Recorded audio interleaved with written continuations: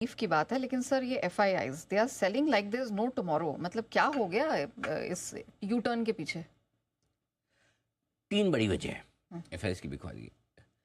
जिस वजह से उन्होंने पिछली तिमाही में शुरुआत की थी बिकवाली की, कमज़ोर तिमाही नतीजे, सितंबर एंड बराबर है। करेक्ट। सितंबर के अंत से शुरुआत हुई, राइट, नतीजे आने से ठीक पहले। अभी भी नतीजे आने के साथ ही वापस से थोड़ी बिकवाली की शुरुआत बढ़ रही है। क्यों? क्योंकि कोई भी एक भी रिजल्ट आप ऐसा बताओ तोड़ फोड़ आया हूँ। आईटी के ठीक ठाक है, आईटी में भी किसी भी एक कंपनी ने ऐसा रिजल्ट नहीं दिया कि वो भाव से अच्छे थे इसलिए स्टॉक चल गए, राइट। कहीं कोई एक कोटक को छोड़ दो, अच्छा कोटक के भी रिजल्ट एक्सपेक्टेशन बहुत ही कम थी।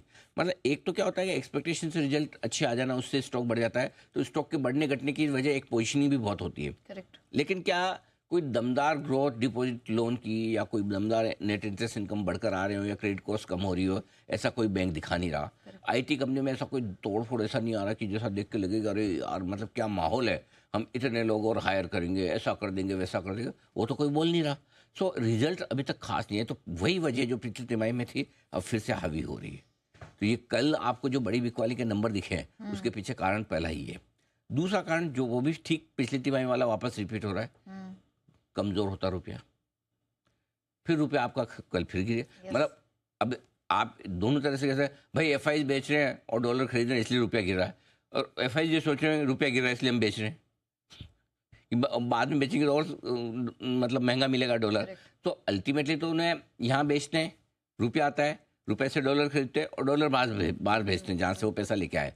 तो अब उनको डॉलर महंगे खरीदने पड़ रहे हैं। ये डॉलर आपको 82 रुपये में मिल रहा था, अब 86-87 में मिल रहा है। तो उनके लिए तो नुकसान हो रहा है ना, 5-6% तो आपका वैसे ही चला गया करेंसी में। करेक्ट। तो ये एक दूसरी कमजोरी है जो एफआईआई को परेशान कर रही है। तीसरी चीज़ जो है अमेरिका की इकोनॉमी, वो दूसरी मैंने कर दी, तो नंबर ऊपर नीचे हो गया वो फ्लो में। हाँ हाँ, तो अमेरिका की इकोनॉमी और बाजार उन्हें ज़्यादा बेहतर लग रहा है।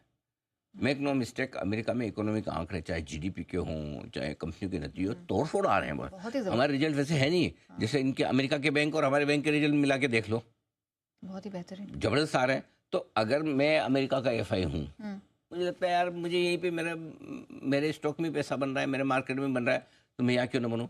बॉन्ड डील भी आपकी 4.5-5% है। अगर मैं भारत में आके डेट में पैसा लगाता हूँ, मुझे 4.5-5%, 5.5%, 6% यही मिल रहा है, मैं यहाँ क्यों ना लगाऊँ।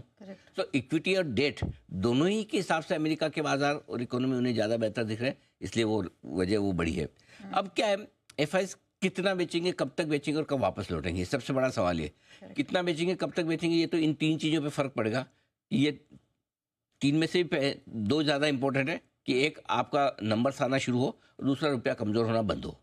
ये हमारा अपना ट्रिगर है। लेकिन मेरा ये मानना है कि कोई न कोई एक जब तक पॉजिटिव ट्रिगर नहीं आए तब तक वो बड़ा खरीदना शुरू करेंगे, इसकी संभावना कम है। और वो ट्रिगर सिर्फ और सिर्फ एक ही चीज़ से मिल सकता है। क्या?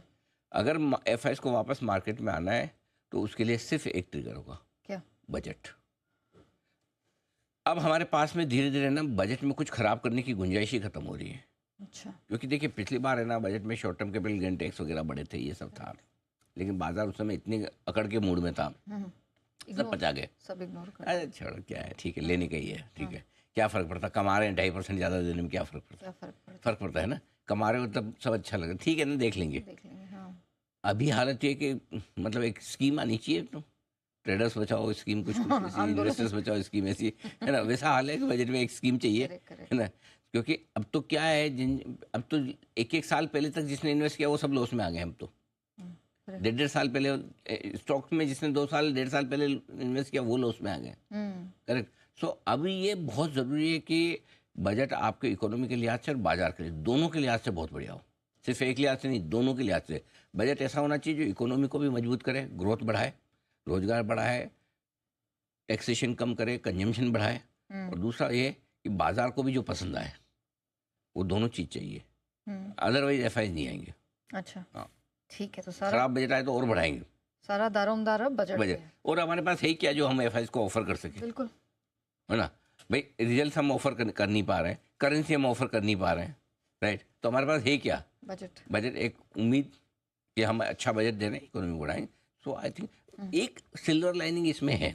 क्या? वो ये कि आपके पास रिएक्शन बजट के पहले भी होता है और बजट के बाद भी होता है। आप या तो बजट के पहले बहुत मजबूत होकर चले जाएं, अच्छे बजट की उम्मीद में, और उसके बाद आप सेलोन रैली हो जाए या सेलोन न्यूज़ हो जाए बजट के बाद।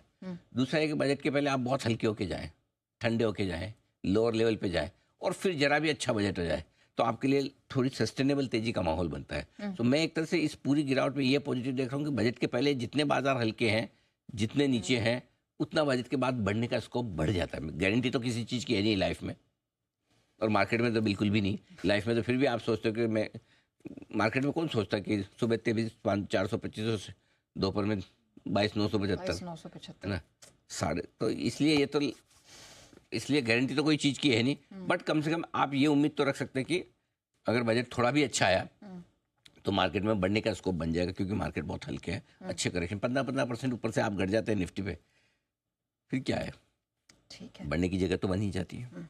Sir, since